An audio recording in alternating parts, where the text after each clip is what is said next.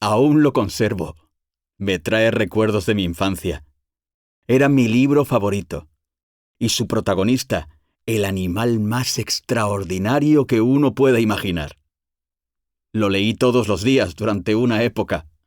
Ahora se lo leo a mi hijo, y a él también le fascina este animal fantástico. Trabajo en una organización cuyo objetivo es, en pocas palabras, el bienestar animal. Luchamos por hacer llegar el mensaje a todo el mundo. No necesitamos su piel o su lana para vestirnos. Detrás de esas prendas hay mucho sufrimiento animal que debería desaparecer. Mucha gente no lo sabe y por eso queremos informar, dar a conocer la situación. Cuando iba a empezar este negocio, un amigo me recomendó ver un documental sobre granjas industriales. Me impactó tanto que supe que yo tenía que hacerlo de otra forma. Me decidí por esta forma de criarlos porque cada vez más consumidores lo reclaman. Mis animales tienen una vida digna y yo puedo ofrecer productos de calidad con la conciencia tranquila.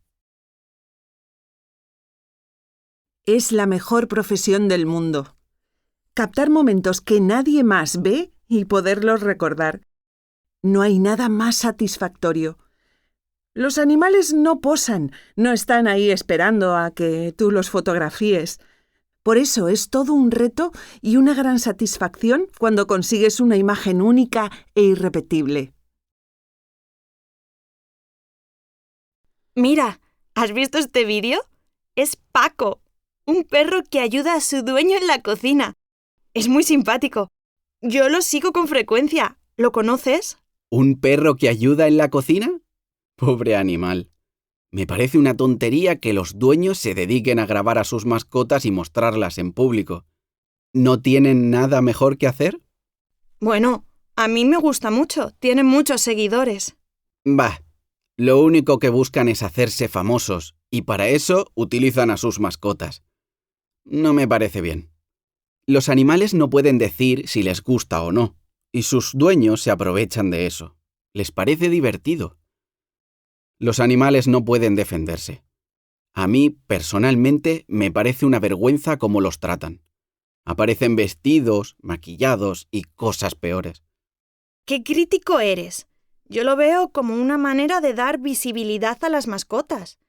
Están ahí, conviven con nosotros, son parte de nuestras vidas. A mí no me parece mal que los graben. Y si además puedes ganarte la vida haciéndolo, ¿por qué no? A mí me gustaría. Me parece una buena profesión.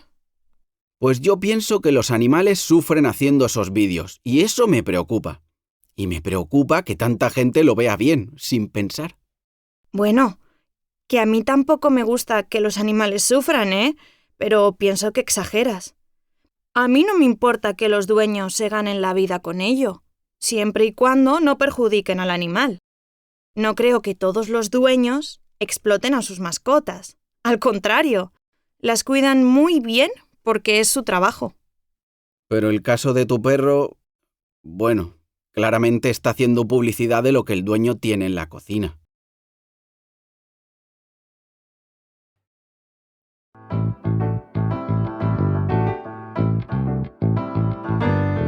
Muy buenos días a todos los oyentes de Radio Informa.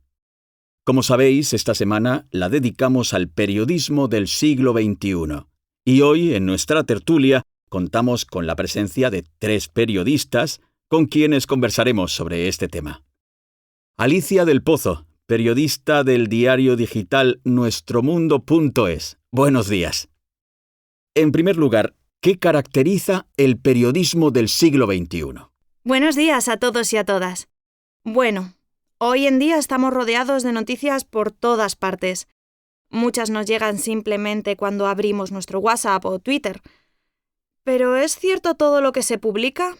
Yo creo que los periodistas hoy en día debemos facilitar que los lectores accedan a la verdad, a las noticias tal y como son y con un contenido completo. Es fundamental. Pedro Gris, de la cadena Telesón, bienvenido. ¿Cuál es para ti el mayor desafío periodístico de este siglo? Gracias, buenos días.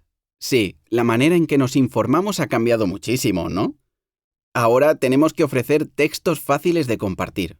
En mi opinión, el gran desafío de nuestro siglo es conseguir que una historia sea visible, que se comparta. Si logras eso, lo tienes todo. Amanda de los Ríos, del programa televisivo Objetivo Hoy. Buenos días. Buenos días. Gracias por invitarme al programa. Amanda, ¿qué opinas tú de este tema? ¿Cuál crees que es el mayor desafío? Bueno, yo estoy convencida de que tenemos que adaptar el lenguaje al que utilizan los usuarios de las redes sociales. El lenguaje tiene que ser cercano, directo, divertido y tiene que facilitar la interacción con la noticia para que se comparta y se comente. Pues bien, después de estas primeras impresiones, vamos a profundizar ahora. Carlos, los baby boomers sois conocidos como la generación que cambió el mundo, un modelo para otras generaciones. No sé si somos un modelo, pero queríamos un mundo mejor. Luchamos por la libertad, porque no siempre la tuvimos. Luchamos para que hubiera más justicia, más igualdad. ¿Y crees que lo conseguisteis? Sí que lo creo. Queda mucho por hacer. Pero el mundo hoy es otro, más justo y libre. En el futuro espero, que los jóvenes sean más activos, que luchen por sus ideales. María, de la generación X. Se dice que sois la mejor formada y que solo penséis en el trabajo, que sois ambiciosos. ¿Qué hay de verdad en todo esto? Hay algo de verdad, sí. Nuestros padres querían que tuviéramos estudios universitarios. Es verdad que hemos hecho todo lo posible por tener un trabajo estable, una casa en propiedad y un coche. Hemos luchado por conseguir una estabilidad económica y personal. ¿Cómo ves el mundo en el que vivís ahora? ¿Estás contenta con él? No sé. Veo mucha desigualdad e inestabilidad. Tenemos que ser menos egoístas y pensar como sociedad, no como individuos. Para el futuro, espero una sociedad más solidaria. Javier, de los millennials se ha dicho de todo. Que no lucháis por nada, que se os ha dado todo hecho, que sois arrogantes. Sí, y que estamos todo el día con el móvil, ya. No es verdad. Lo primero, nuestra generación está muy marcada por la crisis económica. Y tenemos que esforzarnos mucho por nuestro futuro laboral para dejar de vivir con nuestros padres en algún momento. Sí, la generación perdida. ¿Estás de acuerdo con este nombre? No sé. A mí me parece que somos una generación comprometida con lo que pasa en el mundo. Muchos participamos voluntariamente en acciones para concienciar sobre el cambio climático, por ejemplo. ¿Y qué esperas del mundo en el que vives? ¿O de tu generación? La verdad es que quiero vivir en un mundo más estable. Nuestra tarea es construir una sociedad mejor. En lo personal, también espero haber encontrado una vida más o menos estable. Hemos hablado de vuestros ideales y de lo que esperáis para el futuro, pero hay algo que me gustaría preguntaros antes de terminar. ¿Alguien se arrepiente de algo? Tú, Carlos, por ejemplo, ¿cambiarías algo de tu vida, de tu pasado? Difícil responder. Pero si lo pienso bien, creo que tendría que haber vivido sin pensar tanto en el futuro. Me refiero a lo material. Nuestra generación, al igual que la de nuestros padres, pasó su juventud ahorrando para lo que viniera. Me arrepiento de no haber sido más valiente. Podría haber aprendido más. María, ¿cambiarías algo de tu vida? ¿De tu pasado? Sí, hay una cosa de la que me arrepiento, la verdad. Me arrepiento de no haber estudiado psicología, que es lo que a mí me gustaba, y no económicas, que lo hice por mis padres. Quizás tendría que haber sido más fuerte en esto. ¿Y tú, Javier? Bueno, no sé si has tenido tiempo ya de arrepentirte de algo. La verdad es que no. No me arrepiento de nada. Lo volvería a hacer todo igual. Bienvenidos y bienvenidas al programa de hoy dedicado al urbanismo. Muchas ciudades están planteando un cambio de ritmo y para hablar de ello tenemos hoy aquí a Mario Llorente. experto en urbanismo, con el que vamos a hablar sobre el concepto de la ciudad de 15 minutos. Antes de empezar, y para situar a nuestros oyentes en contexto, diremos que este concepto se refiere a una ciudad en la que nuestra vida cotidiana tiene lugar como máximo a 15 minutos a pie o en bicicleta de nuestro hogar. Mario, cuéntenos, ¿en qué consiste esta idea en concreto? Bueno, la idea llega a partir de un proyecto de investigación que confirma que son las ciudades las que más contribuyen a la crisis climática. Y entonces, para luchar contra el cambio climático, es necesario reducir la movilidad en las ciudades. Pero claro, ¿cómo podemos conseguir no tener que movernos? ¿No tener que trasladarnos muy lejos? Pues teniendo cerca de nuestra casa todos los servicios y los lugares que necesitamos para cubrir nuestras necesidades básicas. Queremos dar más vida a los barrios para poder hacer, a menos de 15 minutos a pie o en bicicleta, 6 cosas básicas: vivir, trabajar, hacer las compras, cuidar nuestra salud, tener acceso a educación y cultura y disfrutar de nuestro tiempo libre. El proyecto entonces consiste en crear pequeños centros y acercar a todos los habitantes esas 6 cosas básicas. Es interesante que lo diga, porque muchos de nosotros estamos pensando que eso sería maravilloso y que es una idea fantástica, pero ¿cómo se puede implementar algo así en las grandes ciudades? Bueno, ya estamos viviendo un gran cambio.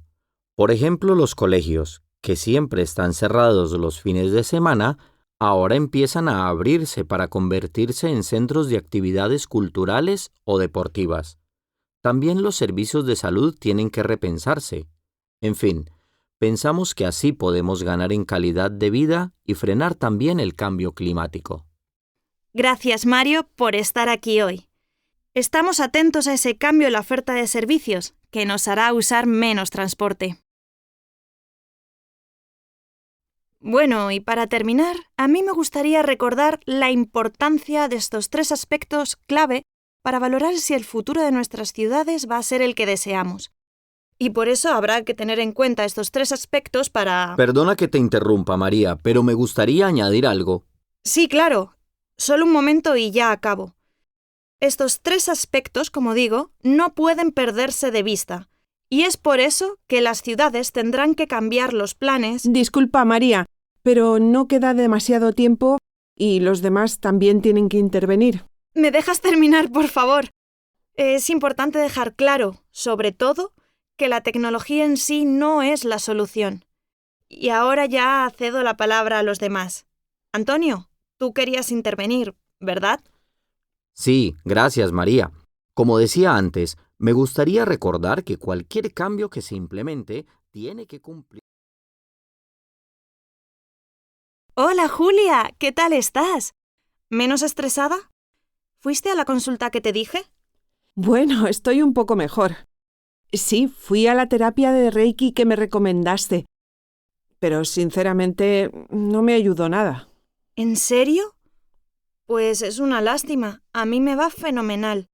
Y eso que yo antes no creía en las terapias alternativas. Sigo yendo regularmente. Me ayuda mucho a estar equilibrada. Yo lo dejé después de 3 sesiones. Es que no mejoraba. ¿Será que lo de colocar las manos no funciona conmigo? Yo no siento ninguna transmisión de energía ni nada por el estilo. Así que estoy probando ahora con el yoga. A ver si me relajo. Pero chica, es que 3 sesiones son muy pocas. Se necesita más tiempo y constancia y creer en ello. Bueno, Raquel, tú sigue con tu Reiki, yo sigo con mi yoga.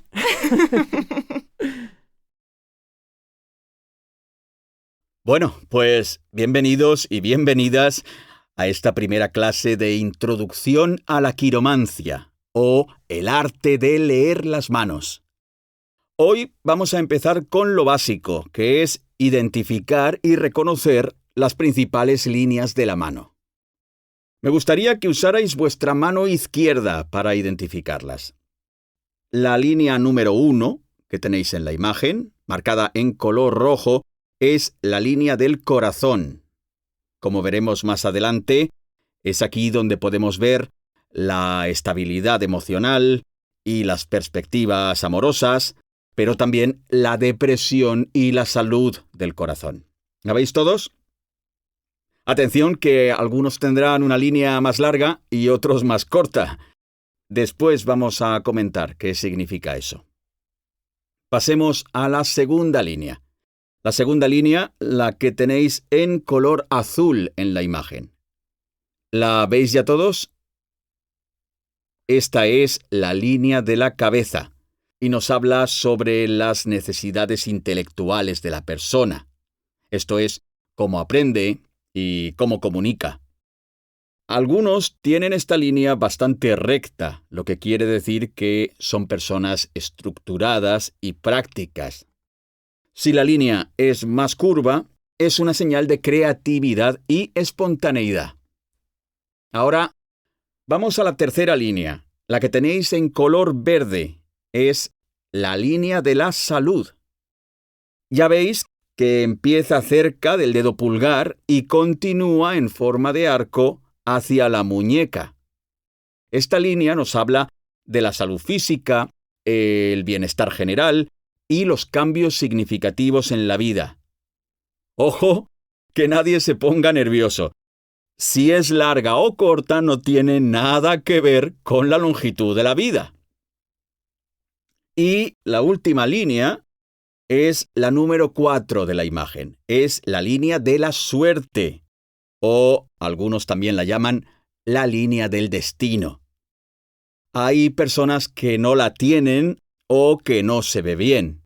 Eso es normal y lo explicaré después. Con esta línea podemos ver cómo nos va a tratar la vida y el destino. Bueno, esto es lo básico. Tomaos unos minutos para recordar que...